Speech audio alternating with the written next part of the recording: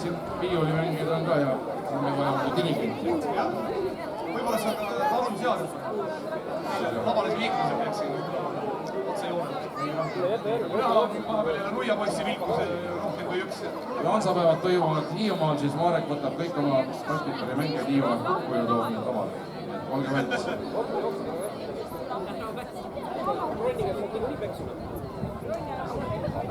Ilus armastuslaul ja see on minu lemmiklugu, ütlen ausalt.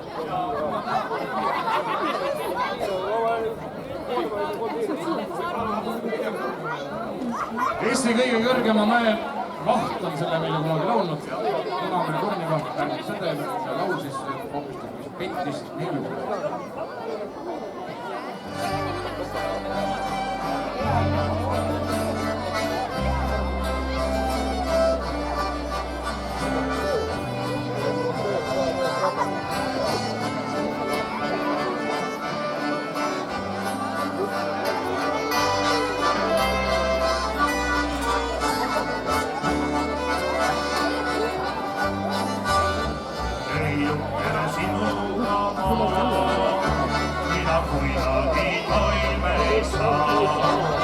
Sina olen no tõesti